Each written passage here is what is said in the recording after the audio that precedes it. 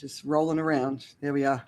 All right. Welcome to Climate Courage. My name is Andrea Edwards, and we've got one guest missing who's going to join us as soon as possible.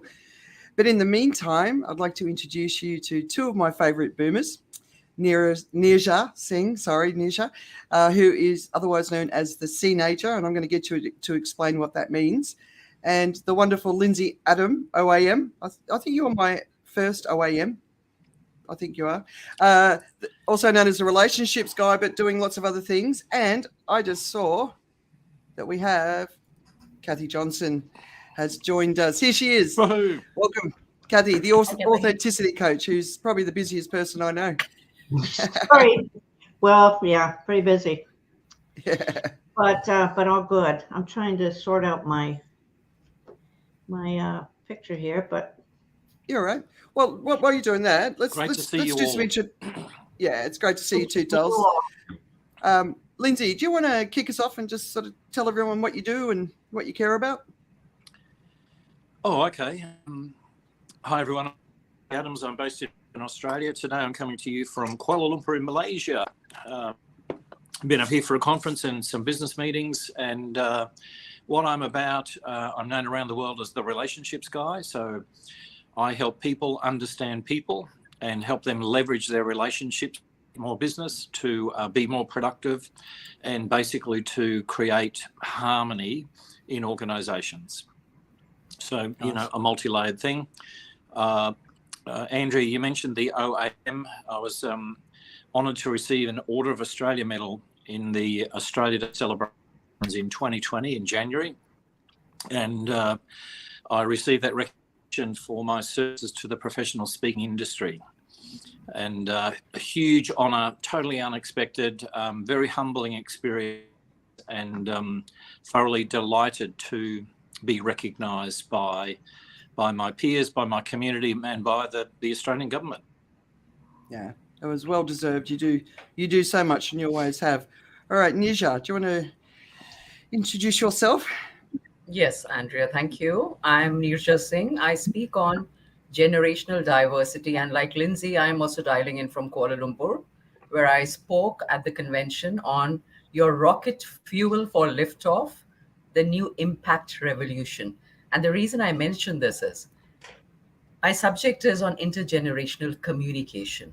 I believe the generation gap that we see today is not like the evergreen generation gap. This is far more fundamental. It's about politics, it's about language, it's about power, it's about mutual blame in some cases. And it's very important to bridge that gap and start listening to each other. Not just listening, start appreciating and empathizing and really get what the other person is saying, because the worlds that we inhabited are completely different. That's what I do. That's what I research. That's what I read. That's what I write about, Andrea. And just let's dive into this topic that you have on. Thank you. Awesome. All right, Kathy, are you ready? I don't know. Yes, I'm ready. I am a coach, a certified professional coach. I do a lot of coaching, helping individuals to get beyond what holds them back, to be their biggest selves. Because my part of where my come from is when people can get to where they're doing in the world, what they're here for, what they're capable of, I think the world will start to become a far better place. So I do a lot of coaching. I also facilitate development programs, both for leadership development and individual development, and I speak. So part of what I speak on is helping people to get to their real selves, to who they really are, their authentic selves. And I find that most people, we lost Neerja. Most people aren't even clear about who they really are and what they're here for. So a lot of work to be done. Yeah. Well, I think I am. Yeah. I think you are too. All right. So, as always with Climate Courage, I like to be bold, and this is another big complex topic. we're going to talk about 3 areas, but the reality is there's so many other areas that we can get to. But, by the end of this, what I hope is that we can just sort of get some ideas around how we can bring the generations together, to work together, to hear each other, because we've got some big issues ahead. But let me set the context. So just be patient while I do this. So I'm a Gen X. I was born on the 1st of January, 1970. So now you know how old I am exactly. But one of my earliest memories in education was a very, very clear message that was repeated all throughout my schooling. And that was that my generation, Generation X, would have to take care of the boomer population when they obviously got older and aging became an issue. And it was consistent all the way through. And they're our responsibility. And if there's anyone listening who is also a Gen X, I'd love to know if their memory of that was as clear as it was for me, because it's such a clear thing for me. It's probably why I've always been interested in it. But there were 2 other aspects to this message that never got shared. And the first was getting ready to house and make sure that we can provide the medical care for this aging population. Like, we basically needed to really rethink how we built our societies to cater for this. And it's never actually happened, which, considering some of the other issues in the world that we've known about coming along for years and years and years, we're not very good at getting prepared, right? So, and people in the boomer age are suffering through this. But on the other side, the other message that we never heard is the boomers' absolute dominance in voting, especially in Western democratic societies. So basically, since before I was born, the boomers have controlled the vote, and I will not have more voting power until my parents until 2028. Did you guys know this? I still find it astonishing. Did you know? Were you aware of this? No. No. So your kids, Lindsay, have never said to you, Dad, why do you get more influence than us? They've never said anything. No. Wow. So I don't know why people don't know it. It's a really interesting one, though, Andrea. A lot of people are jaded with politics. And I have to say, my kids regard politicians as fakes, users, and leeches of society. And they're my words, not theirs. But they're unhappy with politicians in general. And they have the belief that they're all scammers. They say one thing, but do another, do whatever they want. Get voted into power, and then it's do as I say, not as I do. Yeah. It's a very I don't know, very frustrating for them. The whole voting thing is not a good experience. They don't feel after they've done their duty, and in Australia it's compulsory to vote. They don't feel that after they've done their duty that it's a good thing, if I can put it that way. There's no bright shiny, I'm happy I voted because I'll get the outcome I want. It's I voted, I had to. Now that I've done it, here we go again. Yes. Andrea, I want to say something here, please. In India, the average age of the member parliament is 57 and the average age of the voter is 27. So it's a vicious cycle. The young are apathetic because their interests are not heard. But because the response is such and the average age of the parliamentarians is much higher, they just feel that it's pointless. And exactly what Lindsay said, a lot of disillusionment with the politicians. That's one reason they don't get into the cycle. Yeah. Which is interesting because the demographics in India are different, right? Kazi, did you want to jump in on that before we go on? My references from the U.S., although I've lived in Singapore 24 years, but I think there's a similar kind of thing. There is no compulsion to vote, but there was such a big upswell of participation by younger people in not the last one, but the election before. And then Trump got into office, and there was a lot of upswell and support for Bernie Sanders, who was an older guy, but he was thinking more alike to the younger people. But anyway, he didn't get in, got totally beat. And I think there's some apathy there in pockets, but it's not like, I don't think people have given up because they know they can have an impact. Yeah. That's my sense. Yeah, and they can, and I think if we can get that message out really clearly now for the younger voters, right? So let's start with the voters. So one of the key features of boomers, and obviously I'm not talking about everyone, but one of the key features of the generation is as they get older, they get more conservative in how they vote. And I every chance I get, I speak to people who grew up in a working class family but become conservative voters as they age, and I've asked them why they do it, and it's mainly because the politicians are speaking to them and they're speaking in their language, and obviously that's the only language most politicians know how to speak because that's all they've had. That's the only thing they've had to do for the last 50 years. But even regardless, they haven't delivered the promises. So countries like Australia and the UK, where they've been dominated by one party for a long time, they keep being promised these things, but they're not being delivered. So I've always found it confusing. But with boomers, so we've faced the impact of this trend around the world for a couple of decades, because that's when the boomers started moving into the older conservative sort of age groups, right? And, whether it's Liberals, Tories, Republicans, whether they're the government in power or the left is in power, but the politics are basically gridlocked because there's no clear majority. So that's created a problem. And I see that our politics has been basically in this gridlock for decades, and I also consider it has been, I don't think it is anymore, but it has been the biggest threat to our democracy, and that is basically demographics have been the biggest threat to our democracy, because we've never had such a large body of voters that have dominated for so long, right? But it all changed in 2022, and this is where I get my hope from, and we saw it in the Australian election. So Millennials and Gen Z combined are now equal and very soon will exceed the boomer generations in their voting power. And that's one of the reasons why in the US they're talking about raising the voting age to 21, because they want to get the youth vote out.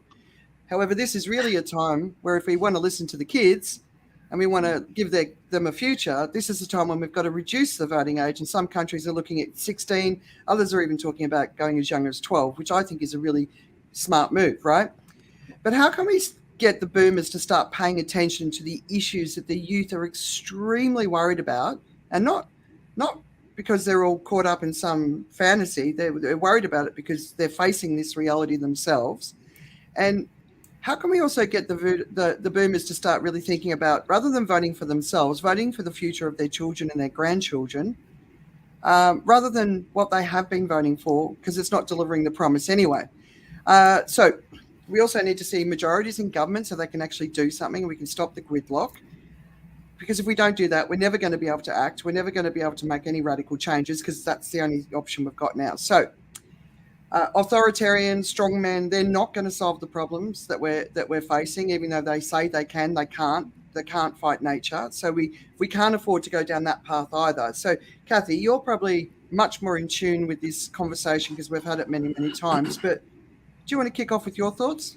Yeah, I have some thoughts about that. First of all, I have to say, I have this personal aversion to what I know is legitimate, to call a group of people who are born between this age and this age, boomers or millennials or whatever, because I really work with individuals, and every individual is different. However, I get it, but I still don't like it. But about boomers becoming more conservative, let me just say this. I think what has happened in the past is that when people get older, if they've had a career and they've saved and worked hard, and they don't have a barrier like they're not whiteys, so there's some barriers to getting ahead or buying a home or whatever. Then people, when they get older, they will have had a home. They will have some things that means that they have some kind of money or wealth or property or something. And I think that when that happens, some people, some boomers and some people will become more conservative and want to protect their money, and then they vote money, which in the US means voting for Republicans now. That wasn't all the same through history. But I also note that there are people, I'm definitely a boomer, and I definitely don't vote in that way and never have and don't plan to. But, you know, you asked the question, Andrea, about what can help boomers. Let's say retiring people. I like that better. To start to take a different look at how they're voting and what really matters now. There is a chart that I saw this week. I'm going to go there. No, it's not there.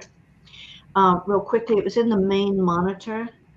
And I really love this chart. And I think this chart needs to be shown to many, many people. It's a chart showing people who are in their 70s now. So it has a line at the bottom for all the people who are now in their 70s. I'm not quite there, but I'm edging there. And then the next, you know, the Millennials and Gen Z and Y and all of that. And when they will be turning 70, and what the temperatures are likely to be like if we keep going in this direction. And so I think one route is to get kids and grandkids to freaking talk to their grandparents and their parents, to tell them, show them that, I mean, it's a great chart. I think it's compelling because when they are 70s, God, they're going to be frying and long before it. So I think conversations with kids and grandkids, showing some things, and it's not the only kind of chart to show, but that's one. I just made some notes thinking about this. AARP in the U.S. The AARP is the something Association of Retired Persons. I don't know what the other A stands for, but it's a very strong kind of association that basically once you turn, I think it's 50 or 55. You're a member of that in the U.S. and it's a big block. It's a voting block.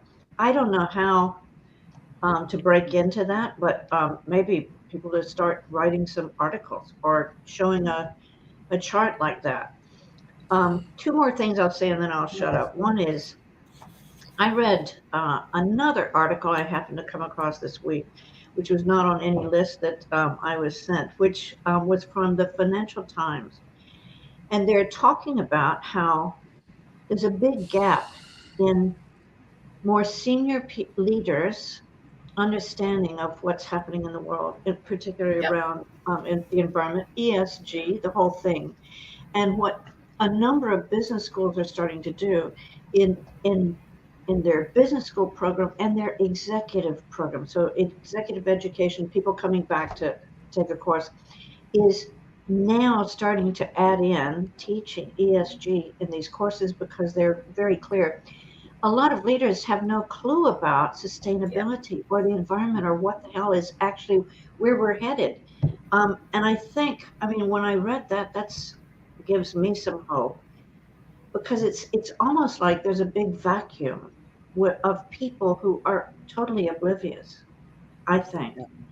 And they are older people, retiring people. So those are my thoughts for starters. Yeah, there's a massive failure of imagination. Every conversation I have, like I can see people looking at me, I can see them trying to process what I'm telling them is coming, but I can also see that they just can't comprehend it, and also the speed of it. So the business school's great, but is it soon enough or is it quick enough? One thing, what about stopping voting and letting the younger people vote? Andrea, I'm interrupting here, but I want to add something here. I do believe, Andrea, that power is never given on a plate to anyone. All right. We are talking about giving power to the young to take certain decisions because they're more aware of their environment and they have a better sense of what is needed. Now we talk about the age of voting. How about the age of eligibility to be a member parliament? In India, the age is 25. What if they were age quota, legislated age quota? Because put them in positions of power, facilitate that. so that they have the baton to be able to wield, right? To be able to Yeah. bring around changes. So that aspect, I think, is equally important. That's all I wanted Yeah. to add. Yeah, no, So- I agree. Like, like Joe Biden, Donald Trump, they're in their 70s, 80s, right? Should they I know. even be leading countries in this world? But also voting, the right to vote. Also, can we say, I think, is there an age limit? Even 50, I'd be happy to not have to vote. Is there an age limit where we say it's no longer my right to vote because I need to let the younger generation sort of really take the wheel? Is that a revolution we should be looking at? I think there's some merit in that. I'm staggered that we're coming into the next US election and one of the candidates is 80 years old. And I'm not an ageist person. Everyone has a talent and a strength and something to bring and offer to the world. Yet, surely there are younger, equally qualified people who could stand for that position. Yeah. I'm just staggered that this guy, surely he can stand aside and let someone else have a turn. Yeah. Are you talking about Biden? Yeah. Yeah. And then but while Trump's a risk, I'd rather have Biden, right? Well, of course, I agree. However, it seems to be that the way politics is ruled by people who have wealth and power, or they have they've got the backing to stand for politics. You need to be cashed up to get into politics, and that in itself is a problem. Yeah. Because people with passion for other other things don't have the wealth to put their name forward and to fund a campaign and to pay for what needs to be paid for. Therefore, we recreating or reproducing the same model over and over and over, and I think that's a problem. Yeah, absolutely. I want to say that I'm not sure I agree that there should be a cutoff for voting. Partly because what can happen as you age is you become less aware or connected with what's really happening in the world. What can happen is you become wiser than most. And I don't know if, Nirja, this is what you were saying, but I thought that you were saying something like if the proportion of people in the country of a certain age, that proportion should be who's voted into power, and based on the ages of people in the population, that's how the voting should be. But I could be wrong, but it seems like something more of that. I think what I have an aversion to is what is also happening now, which is at 60 or 65, then you have to retire. In some places they have that, or they're making it younger or older, and I think that's a big mistake as well. But for big roles in the world over key countries, it's at least, I guess, worth taking a look at. I just have an aversion about cutting people off, which is why I'm all in favor of having a lower age for voting. 12 seems a little low, but I could go along with it. Kathy, so Yeah. mine was not just the age of voting. Mine was the age at which you can become a member parliament, where you can be sitting there, and lower that age. Right now it's 25. Either lower it or have reservation to bring in younger people, because that's the only way to make this happen. On its own, it's not going to happen. The inertia is too set. That's what I meant. If their voices aren't in the room, their concerns will not be heard. And it's just like having women in office. Before that even started, which has been woefully recent, women's concerns were never heard because they weren't even at the table. Exactly. I totally agree, Nirja. Yeah, there's a famous photo of women's health, and it's a whole bunch of white men having a conversation. It's like, yeah, right. So, Lindsay? Well, that's currently in the media in Australia, that the number of women's health benefits in terms of our national health scheme, if you're a man, you get far more in terms of medical refunds for male oriented problems than women do. Yeah. Like, how does that work? What? So Like, it's always more expensive being a female. Come on, Lindsay. well, of course it is. Of course it is. And why is that? Why do we go, oh, that's all right, no problem? Yeah. I just don't understand that. And they're saying, oh, we'll have to review that. Well, just do it. Just freaking do it. Yeah, no, I know. We've got Josh O'Neill joining us here. He just left a couple of comments, but yeah, all right. So let's move on to money and investments, because I think, I mean, when forcing people to not vote because of their age, I don't think that's something I'm sort of discussing. It's more about voluntarily stepping back and saying, this isn't my future, this is my kids' future, my grandkids' future. I'm going to step out and let them make the decision, sort of that sort of a change. And I think, we've got a new form of politics coming in the future that's going to take some of the best of what we've got now and create something new. And we don't know what that's called yet. And I'm excited to see what that looks like, where potentially degrowth's at the center of it, where equality, diversity, representation is absolutely core to it. All of those different aspects that for some reason we keep fighting against. And, at the moment, it seems to be we're going backwards in so many ways, right? Someone I can't see that, let's not put people into boxes. And we all agree with that, right? Younger people make dumb decisions. Yes, absolutely. I'm 74 this year, and my awareness at work with the UN environmental issues is greater than it's ever been. Yeah. And that comment, please don't assume that older people are only interested in money. No, that's not what we're saying. We're just sort of talking about we need some big changes, and there are some trends, so after all the elections, especially the US elections, I look at the demographics, I look at the different age groups that are voting, who they're voting for, and there is more conservative voting and actions which aren't in alignment with what the younger people are saying we need to be focused on. So it's not about us or them. That's the whole point of what we're doing here, right? But another big issue that I say is not getting enough attention is, of course, investments and pensions. And, of course, we have the housing crisis, inflation, we have so much more. So we'll talk about housing crisis next. But with pensions and investments, one area all investments have got hard on in recent, since the invasion of Ukraine, is that they're putting a lot of money into the fossil fuel sector because it's making a fortune. So, it's their fiduciary responsibility to do that, right? But what a lot of people don't know is that pensions also invest in a lot of nature-based businesses. And one clear example is the wineries.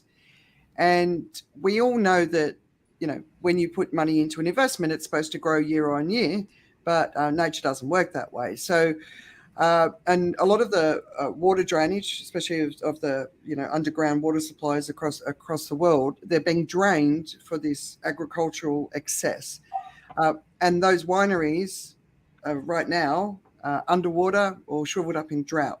So that's going to have a big impact on investments in pensions, and it's going to impact all of us. So how do we help the boomer generation to understand? And sorry, I'm going to use boomer because it's the title, right, Kathy? But the impact that their investments are having on the environment, the extensive risk that their investments are now in. So the fossil fuel industry is overvalued by at least 50%. And when we hit peak oil and we go past off that cliff, which we might have already gone, there's going to be massive losses. So from a financial security perspective, I'm seeing people recommending that you should be de-investing now because the crash is on its way. And, we should be looking at transforming our economies with universal basic income for every generation at the core, because otherwise we're going to be all in a very, very, very big financial mess. So, Lindsay, are you looking at this? Are your friends talking about it? People starting to de-invest? Is it on radars? Well, it's interesting because a lot of my friends are approaching retirement. And so superannuation is a really big issue. And where do we invest? What's the best super fund to have your money in? How much is enough to retire on? And so on. So interesting, I notice in a lot of advertising for super funds, of course, in Australia, we have the ability now to choose our fund. We can, if we don't like the fund the employer chooses, we can choose our own fund, and we can switch, and you can switch as often as you like, I believe. I'm not a financial advisor, by the way. So that's my understanding. A number of the funds are now advertising that they are ethically based investors. And what that means is that they are moving away from fossil fuels or, the evil stuff and investing in more green-based or future-oriented investments, which, at one level is a good thing. And so all of this, there's never such a thing as balance, right? So let's just get really clear on that. It's harmony. And I think there has to be a harmony between what was and what is and what we need to move forward. So I think there needs to be more harmony in terms of investments with, where people can put their money and how those funds invest. If we all took our investments out of fossil fuel stuff, well, what would happen to the economy overnight? I mean, it's an extreme example. That in itself would cause massive, disruption. However, I think that in my experience in Australia, people are tuning in more to where is my money put and what is being done with it, and I have a choice to invest in that fund or that fund based on their investment posture or outlook. So I think that's a good thing. I don't know what's happening in the rest of the world, and I'm not saying Australia is perfect by any means. And for all of those that advertise, we know that, there's only probably this much of that much. And so, again, it may have little impact really, but certainly it sounds good. In terms of, boomers, like at the minute, I suspect they control the wealth, but that's got to shift. And one of my fears is, I have 2 adult children, I have 4 grandchildren now, is where are they going to end up in all of this? I'm going to check out. I'll be leaving the planet in 30, 40 years' time. Let's say 40. I'll go with 40. Ambitious. Any higher bids? 50. What do you mean ambitious? Stop that. Anyway, so I would like to think I'm going to be around for a little while yet. However, my 4 grandchildren, 2 at 6, 1 at 3, 1 at 2, and I want them to have that to live on, and I want them to have a house to live in and be able to afford to do that. Now, my son is building a new house at the minute. What a process that's been because of COVID and whatever. It's been, on the go now 2 years.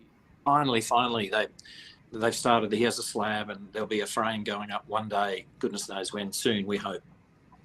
My daughter, on the other hand, I wonder if they'll ever be able to afford to have a house. They're saving up, but of course, the prices, everything's just going nuts. And so, again, I wonder, what's going to be left? Will we all just be beholden to the people who hold all the money, the boomers, and will they be pulling the strings of all of the younger generations? Because they control so much. I don't know. That's interesting. Sort of goes back to the voting power. Well, now it's the financial power, right? Yeah. Well, and I think Kathy alluded to it though at the start when she said, people. You said, why do people's vote change? And she said, well, they go through life, they assemble some wealth, and their attitude changes when they've got a bit of wealth. And I guess that's relevant. It's probably accurate. And my concern at my age is, I've got a little bit of wealth. I'm not uber rich like you are, Andrea. That was a joke. I'm not uber rich like some other people I know. However, I'm comfortable. Okay. And I try to invest. Now, I manage my own superannuation. I have a self-managed fund, and I try to manage my investments in an ethical way, in companies that I believe are not going to rape, pillage, and ruin the environment. Yeah. And that's my personal choice. That's up to me. This is the first time I've spoken publicly about it, right? So it's not something I go shouting from the rooftops, just what I do. I think there's a lot of people my age who should be thinking about where is my money now? Who am I trusting it with? And what's the outcome of that? And I think a lot of people aren't considering that. They're just going, what's my return? Oh, look, I made X percent. So, So and here's the other challenge. here's another challenge that goes with that, of course. In recent times, the return on investment has been very, very poor because of the financial markets. And so you park your money with a bank, and really all you're doing is keeping it in a safety deposit box. They're holding it for you while they make money out of it, but you sure don't as a depositor. So there's a whole, like everything, there's no simple one easy answer, is there? It's a multi-layered challenge. Yeah, yeah. Andrea? Philip Mary was just saying how wise you are and that you should still be voting, and I agree. Right, Nisha? Andrea, I want to come in here. I really have a sense of urgency about this because what Lindsay said is right. All right, he is considering there's a social conscience involved here, but there's also this thing a lot of people are not. What will make them actually consider this? Rules, regulations. So, and there are rules and regulations that are already in place, and they're quickly going to, by osmosis, by other ways, grow. So there is this International Financial Reporting Standards, which has announced the creation of what they're calling the International Sustainability Standards Board, which means whatever harmful impact you're creating, it will have to be on your financial report. It will have to be accounted for. Unless that happens, things are not going to change. No amount of talk or whatever we are doing now is going to matter. So there are things like factors like carbon pricing, for instance. There are subsidies, there are regulations which force a company to pay for whatever they pay the cost of the inputs, the harmful inputs that they're providing, and reward them for the value that they create. Unless it goes into that direction, this is not going to happen on its own. Andrea, I just wanted to add that. So bring out a difference between impact investing and investing. So what Lindsay just talked about is impact investing, where you choose the companies you put your money into. And the other, so far, what we've been doing is investing. So that difference, once that is appreciated and people are forced to, put their money where there is impact investing happening, that'll be the day, Andrea. Yeah, Thank nice. So, and I suppose the other thing is, while we're waiting for that legislation, and I know the EU is really moving forward quickly, is to really speak up about it, in your communities, on social media, talk about why you're doing it, because I think that's really important. But, the pension funds, the big global pension funds, they really have been putting a lot of money into fossil fuels because they need to, get the returns. And one of the books I do recommend, and I've had David and Richard on, is The Unsustainable Truth, like really understanding the sort of how the global financial system works from an investment, specifically from a pensions perspective. I think that's one of the best books I've ever read. Kathy, because I know you do a lot in this area too, personally, right? Yeah, I was just going to say, I'm writing that down. I haven't read that book, but one of the things I've come to know is that there are now some big banks that are now pulling out of investing in fossil fuels. And I think there's 2 or 3 big ones. And I think over time, and I know we don't have a lot of time, but over time, I think others will be forced to move out of investing in fossil fuels because it's a marketing advantage. Even with boomers, there are lots of people who are at retirement age like me, who are not retiring, and who actually give a care and don't want to be supporting what is unsustainable in the world. So actually, I think there's at least some progress. For banks to pull out of fossil fuels as a bank decision, I think that's big. Yeah. And I think they will be marketing using that. Yeah, BNP Paribas just recently, right?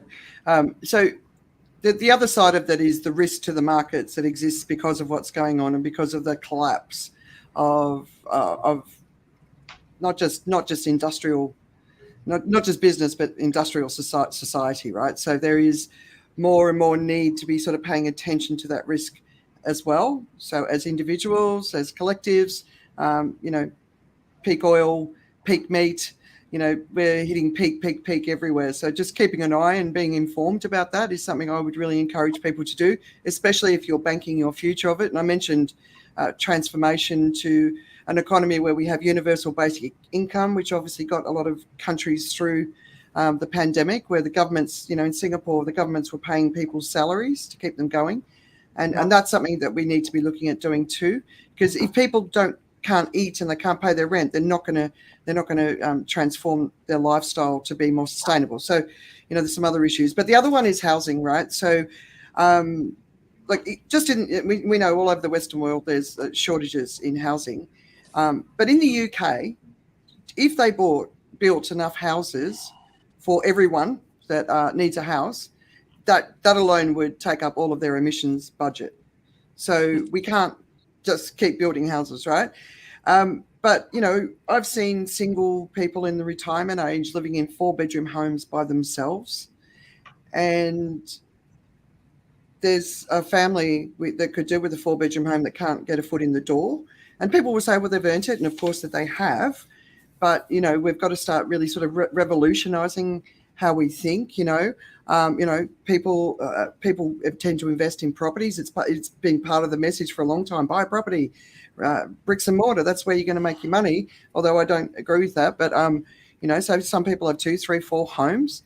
And when they're holiday homes, and they're basically vacant for much of the year, that's a problem. Airbnb, it's completely ripping the guts out of cultural centres around the world, but it's also changing the whole landscape. So I think we need a complete and utter revolution. We could be looking at, the multi-generational households, which, obviously in Asia and across Asia is still very much part of the way you live. Tiny home communities where we can get people together and there's a community around it. But what do you guys think about, how we need to really rethink housing, because we can't just keep building and expanding. We're seeing in Singapore, even recently, BBC did a piece of that some of the last forests are being chopped down so that they can build more apartment blocks, and that's having an impact. Any thoughts or anything you're hearing about changes like inner city office buildings being converted into homes, It's interesting, again, in Australia, in Brisbane, where I live, in fact, there's a shortage of public housing. There's a lot of people who are living in cars, working at jobs, but then going to their car to sleep overnight before they go back to work tomorrow. So they're not, they're fulfilling a role in society, but they can't afford a house. They don't have access to somewhere to live. And yet, as you say, there are people who live in, 4-bedroom houses and they're occupying one room.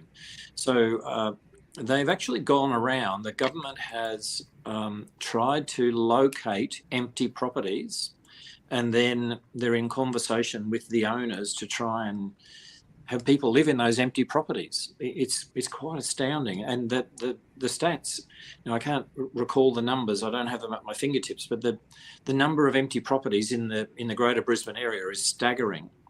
And there's all these people who don't have somewhere to live. It's quite concerning. And I was talking to an international colleague, and she said, look, when you visit, we've got a 5-bedroom house. It's only my husband and I. Come stay. And there's as soon as you said that, about one person and 4 spare bedroom or 4 bedrooms or whatever, I thought, wow, I just thought of them.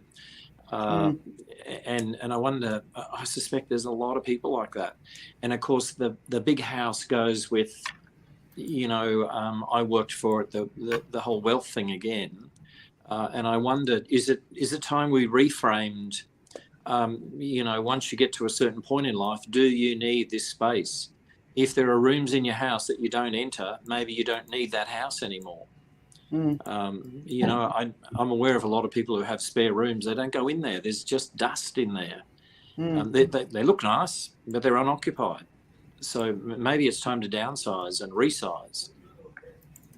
Yeah, I would like us to be able to do this without it being forced. So where we just have a different mindset, right? Like you're saying, it's like I've had my family and now they're gone, and now I can, move into it and make that space for a family to move into, and I can have a different sort of space. But the plans haven't been created by governments over the last 30, 40, 50 years. So here we are now in this situation. Nisha? Yes. Talking about plans, Andrea, Sir Ronald Cohen, who is the chairman of the Global Steering Group for Impact Investment. And the reason I keep bringing up impact investment is because my talk here in Malaysia was on the impact revolution. And he talks about what he calls social impact bond, or the development impact bond. So it's an agreement that ordinary citizens enter into public sector or the government with, and your returns will depend upon the outcomes achieved. So housing probably is one thing that it could be experimented, because they're already experimenting with Ukraine refugees, for instance, or trying to control the dropout rates from schools, or trying to keep prisoners from going back into prison, recidivism. So they are experimenting with the social impact bonds, and perhaps this is one model template that could be applied to this housing shortage that we're discussing here. Just wanted to flag that. Nice. I saw a fantastic article in Time magazine where they said we can have 11 billion people on the planet if everyone takes 20 square feet. Yeah, it's 20 square feet. As that's their. So if you have a family of 4, it's 80 square feet, right? And it's just about us all sort of coming together. You know, there's the sprawl. We need to shrink our lives, but we also need to shrink the space that we take in nature and the impact on nature. And it's just a mindset shift, right? Kathy, do you want to? Yeah. Well, I'm totally in agreement. I also have been thinking about there's an article on Everything Zoomer, which is an interesting site, but it relates to what we're talking about here and what you're asking for, Andrea, which is thinking differently about how we're living and how we're being with each other. And part of it is how much space we take up. Another part I would say is that it's how connected we are to nature, period. So actually spending some time in nature and reconnecting everyone, I think, is super important. But in this article on Everything Zoomer, what the writer was saying is that boomers, whoever those people are, have recreated most anything they've touched in the past already. And the writer was suggesting there are 3 areas that boomers, or zoomers, I guess that's what he's calling them, might change in terms of what living a long life might be about. And one is about craft, about creating things yourself. Because there's so much that's happening now that you can see on the web of people taking whatever is thrown away and creating something amazing from it, or any kind of craft. It's creating something. The other one, or 3, craft. Sublime is another one, about actually spending some time in nature, reconnecting, spending time relaxing. And then care is a 3rd one. And this is what I was thinking about when you were all talking about the, how do you change, if someone has a 5-bedroom home and there's only 2 people, but I don't know, they work for it and they like 5 bedrooms or whatever, how do you make that change? But shifting the mindset from we need to acquire, we need to have things, to how can we take care of other people? Yeah. If Zoomers, I like that word better. If Zoomers were to take that on and start to step into, I like those 3, craft, sublime, and care, and figuring out how can I help my neighbor? How can I help create some different things that are being done in the world, but it's just spotty. At least with the web, we can start to hear about people creating small houses, which I love, for people who don't have any homes. That is happening in whole villages of small houses, which is, I would love to live there, but lots of different things that can be done and are being done now. It just needs to get to a bigger scale. Yeah.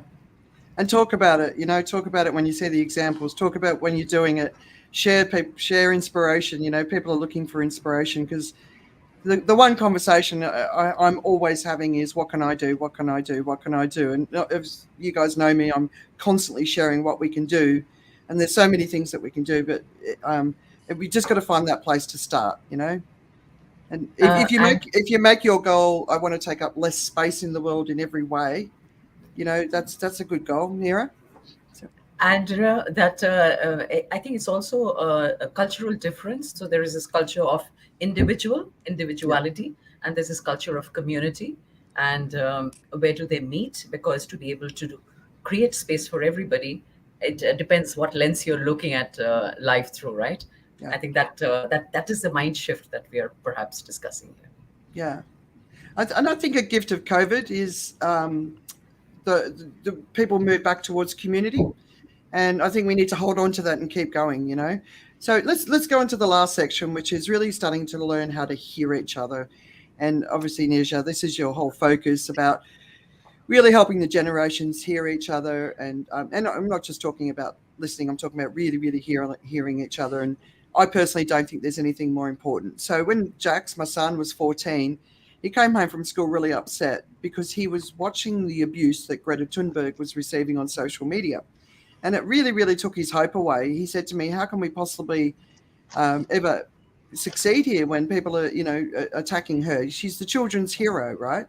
The great thing about Greta is she doesn't care. And it's brilliant that she doesn't. But there is still an impact on young people, and they're watching adults ripping apart a young lady ever since she was 16 and first came into the public domain, right? And I don't think we should be speaking to anyone that way. And that's one of the things I'd love to sort of really confront. But I've watched a lot of older generations really go into attack with their connections on social media. And I often, you know, just from my observations, it's often people who are retirees and they've got a lot of time on their hands. And they, based on what they're sharing, I know that they're going down rabbit holes because they're everywhere. And I know I'm familiar with all the rabbit holes when it comes to this conversation. And what they do is they come in and they attack the people, typically in their family or in their community. And it's difficult for a lot of these people because there is love and respect, or there's a hierarchy. I've been arguing with, you know, my relatives since I was a teenager, so I don't care about this, but I can see that a lot of people are very uncomfortable with it, right? There's no winning an argument on social media anyway, but, you know, they go. But for the younger generations, including Gen X, we're seeing this crisis unfolding before our eyes. We've seen the graph Kathy's talking about. We know what's on the path for our own children. But you know, how do we overcome this? How do we make it all nice again, or nicer? We're never going to get nice, but you know, how do we come back together and start listening to each other, start hearing each other's point of views, and really start addressing the mental health issues? Because when older people don't take younger people's concerns seriously, all we're doing is sending them on a path of despair that's getting bigger and bigger and bigger. And when this El Nino kicks in this year, I think we're going to start seeing catastrophic impacts globally. And, you know, then it's going to be even worse as more and more people enter the cesspool of despair, which is a place I've been in and out of for the last sort of 18 months or so. So, Nisha, what do you think? What are some of the key things? All right, Andrea. So I'll quickly share about Aksir. Aksir was my 31-year-old, and she called herself Aksir with a Q. She passed away in 2021, 7th of December to be exact. Some months before this happened, she came to us, her parents, and she was crying about the protest in Shaheen Bagh. It's an area in Delhi. And the protest was about the Citizenship Amendment Act. It excluded certain minorities from getting legitimate citizenship of India. And so there was an issue there, and there were protests worldwide actually. She wanted to go and sit there, and she was so disturbed about her friends being brutalized by the police. And she was desperately asking me and her father to pick up the phone and make some phone calls. And we were just sitting there completely paralyzed. She was sobbing, Andrea. And I can imagine the anger and the despair and the sense of betrayal she must have felt. We didn't make any calls. We are pro-establishment. Many of my generation grew up like that. And it's hard for us to go out on the street and pick a placard and start protesting. And I'm glad that some of us are beginning to do that now. So what's happening with this generation is that there is this fear, and there is a betrayal of trust, and there's a sense of helplessness, that there is mayhem out there, but nobody seems to be in charge. And I believe what that leads to is anger. And there's another layer of anger, and there is anger and anger and anger, which turns into depression. And there's another case of a young activist in India who was really suffered. Disha Ravi, her name is Disha Ravi. All she did was create a toolkit for the farmers during the farmers' protest. It was a way to understand what the issue was. But because privacy is not respected, she was found online to be circulating this toolkit, and she really was hauled up. So the thing for us, the boomers, earlier generation, is when the young people come to us with these concerns, really listen to them, try and understand their anguish and their angst. They're howling. They're howling with a lot of angst, and they feel unheard, they feel unacknowledged. I do believe my daughter felt that way, Andrea. So the most important thing is to not dismiss it. Even if you can't root for them, at least say, not say, really understand the disenfranchisement perhaps they experience at this time. So Yeah. that's one major thing. Yeah, I think one of the issues for younger people is when older people don't listen or actively go against them. It's infuriating because the kids are sitting there going, "But you're not going to be here to suffer this. So Yeah. why aren't you going to do something to help me? Because I am going to be here to suffer this." And basically, if you're under 65, you're going to see the worst outcomes of what's coming, right? So it's not even like you have to be that young to be facing it. And I actually think that number's coming down. But by not acknowledging what this existential fear, there's damage just in that, right? In fact, Andrea, there have been reports, I don't know how far it's true, but I have read articles from credible sources saying that some young people have sought medically assisted suicide out of this climate angst. It's very difficult for us to understand, because for us it's always been in the distance, but for them it's like real up there. So Yeah. imagine a young person going through those thoughts, experiencing that level of despair. Yeah. It's real for them. Yeah, you think across Asia right now, everyone's going through record heat and wet bulb temperatures, and we haven't even hit El Nino, right? So it's very much on the front door for so many people in this part of the world. Up in Canada, what they're dealing with the fires. You hearing the stories from young people who are dealing with that. It's a real thing, and then even then, like in Canada, I was reading this piece where people are still talking about conspiracy theories around fire. I mean, it's just a real thing. It's not even, it's something you can see, taste, smell, right? Yeah, it's crazy. Like, Kathy, Lindsay?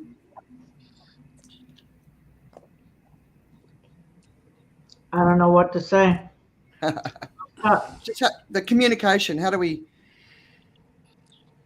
I think it comes back, for me, it's about talking to your kids and having real conversations with them, and actually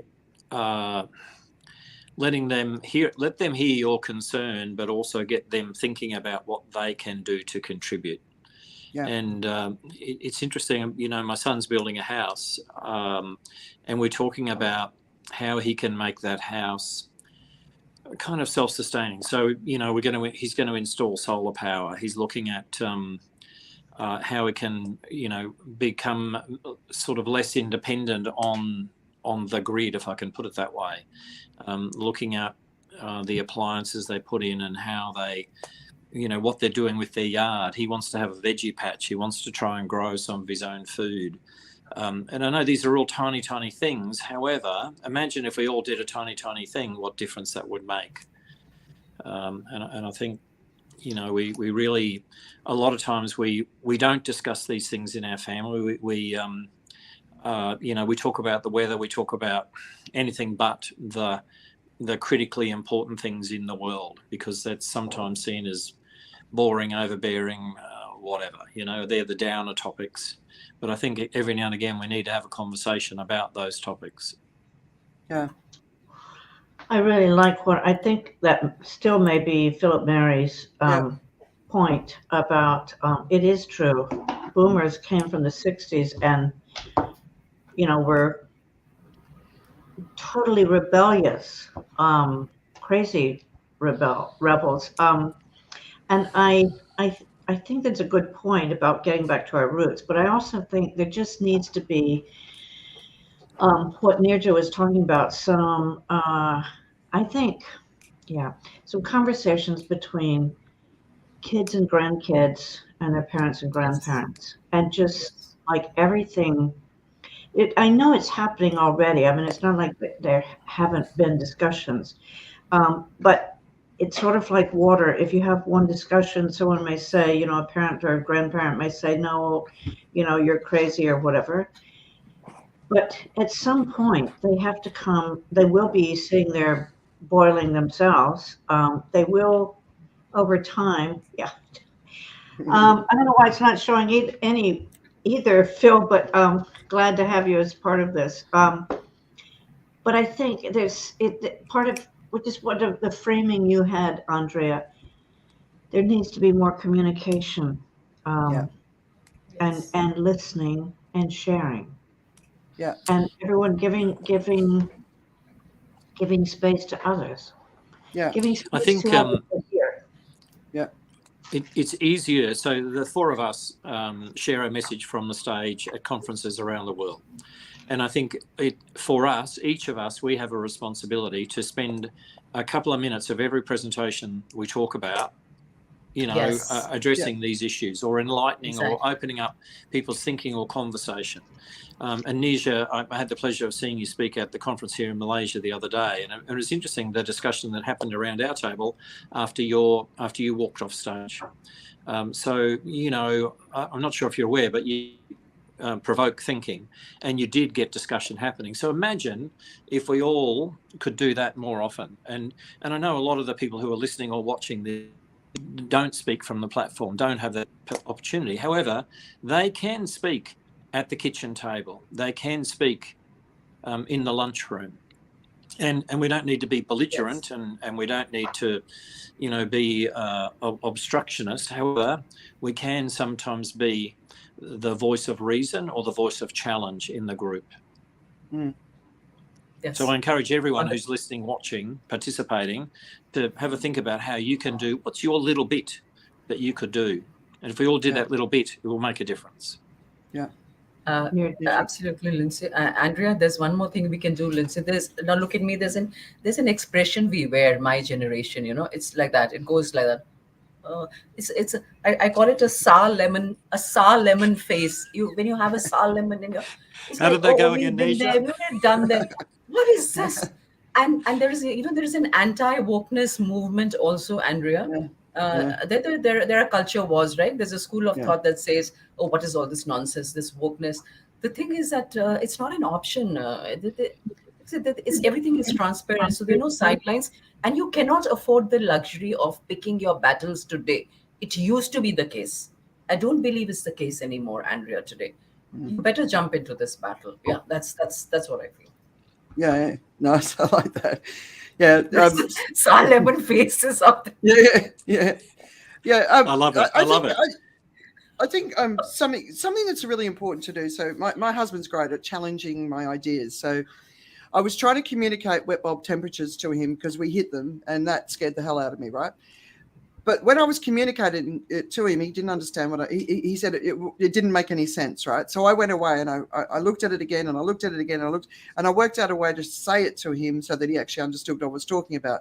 Because obviously he's not a dumb guy, he's a smart guy, but I hadn't got my message right. So I always work really, really hard. How do I get my message right? So I put together this 20-page guide on how we can get ready for wet bulb temperatures, which I hope to publish soon, right? Because that's how I feel I can help now. But one of the things I'd say is when you challenge people's ideas, and especially if older people are challenging younger people's ideas, there's a way to do it that doesn't cut their legs out from under them. Because you don't want to take their confidence away, because there's a lot of people speaking up for the very first time, and they're trying to work out how to do it. And if you cut their legs out from under them, you can stop them in their tracks and they're never going to start again. So I think a bit of sensitivity on that front. You don't necessarily have to agree with what they're saying, but try and at least work with them to understand, because maybe they just need to sharpen their message, right? So that's something else that I see happens a lot. So yeah.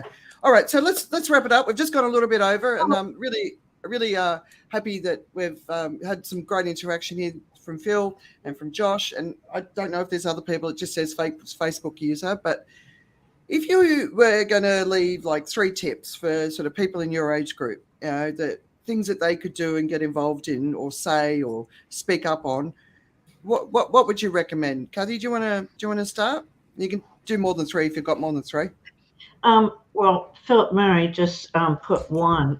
He was just saying in his trainings, team exercises or discussions on climate issues causes conflict but multiplies awareness. So one thing I would say is just a lot more talking, and I'm talking about myself too, a lot more sharing or integrating this conversation into what we do, which is not just speaking, coaching and facilitating.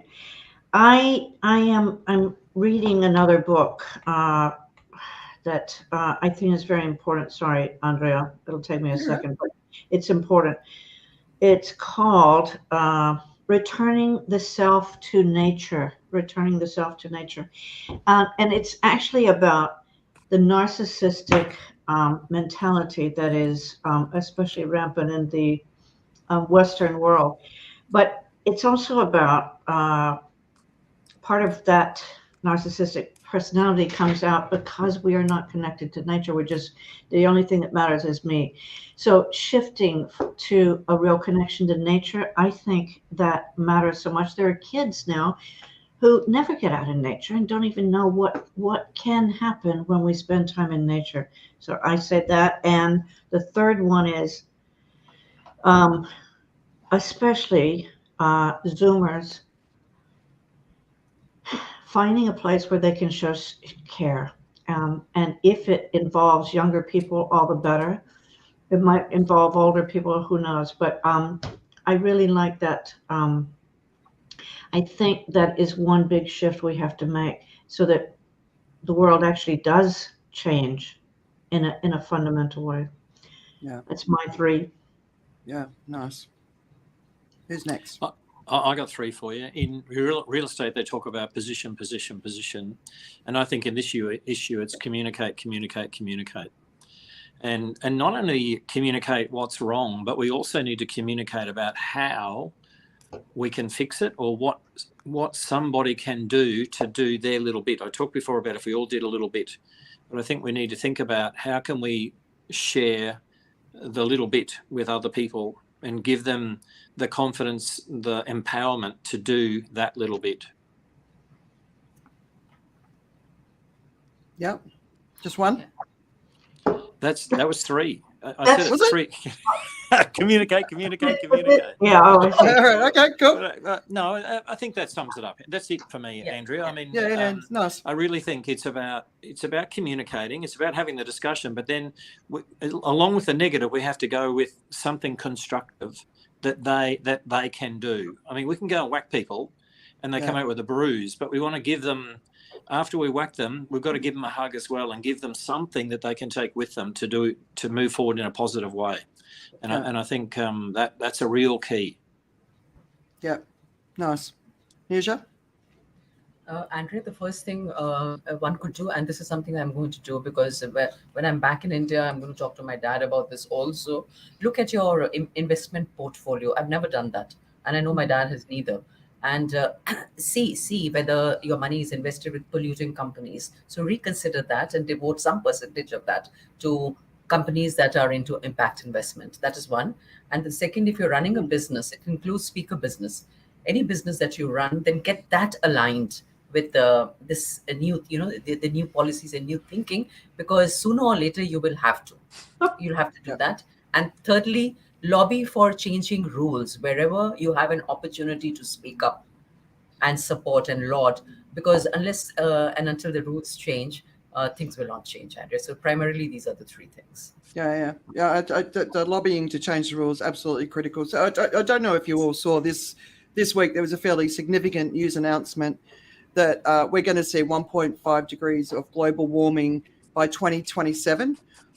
From all I'm reading, I think we're going to see it within the next 12 months when El Nino kicks in. We've already hit wet bulb temperatures in Asia, and I know for you, Nisha, in India, you've got a few more months of dealing with that. Bangladesh, Pakistan, the monsoon's already started here, so it's basically from next February that I think that we're going to start seeing that real catastrophic heating. But 1.5, and they're saying it's not going to be embedded. But we're going to experience it. And I was out listening to the frogs and the crickets and the birds the other night, and I said to Steve, "How can we do something like get a water spraying fan in our garden that can spray a section so that the animals can come here and have a chance of surviving, because they're not going to be able to survive wet bulb temperatures. We might be able to save ourselves. We might be able to save domestic animals, but how do we save the wild animals? And without them, then we start seeing the ecosystem collapse. That's going to impact us too. So we're in a very, very, very critical phase for humanity, and I really encourage people to face this now. I know it's scary, and if you're not willing to face it, at least believe someone that you trust who is facing it and has the courage. Adaptation is the one thing that we need to be getting ready for. And that's basically what I'm going to focus all my content on moving forward. How do we get ready for all the different things, whether by speaking to experts but we need to get ready. And no country on this planet is ready for what is coming, for the risks they face, right? I caught up with Brad Halk, is that how you say surname, the firefighter, Australian firefighter, right? Australia is expecting the worst grass fire season they've ever had by the end of this year, and El Nino is obviously going to make that worse. So for me, that's a classic case of the firefighters can only do so much, because we need the entire country saying, what can we do to help? How do we clean up this foliage that's going to make the fires worse? How do we get as many people trained in firefighting techniques as possible? But also, like in the Canada fires, they've reduced the firefighting budget, and which has made the fires worse. So, those fires are dropping brown carbon on the Arctic, which is accelerating ice loss, right? So we've got to get the fires out as quickly as possible. I think we need a global fire force, and we need to be putting maximum amount of money and investment into the technology that's going to solve that. So this is we're in escalation now, and the reason I want to share it is we've got to get ready for it. The path to acceptance of where we are is a hard path to follow. That's what I've been on. I'm coming out of that now, but I really, really appreciate Lindsay, Kathy, and Nisha. I really appreciate you coming and joining us. That it was never, Kathy, at the beginning when you said you don't like the boomer tag, it was never about divisions. It's just about there's different generations that we need to be talking to, and there's different conversations we need to be having, and that's what I wanted to do today. So I just really appreciate the three of you coming and joining me, and for the comments, and I'll see you in a couple of weeks for the next Climate Courage. But thank you, guys. Do you want a parting words before we end? Thank you, Andrea. Thanks for the opportunity to be here. Yeah. All right. Thank you. We'll say goodbye. Thank you. Cheers, everyone.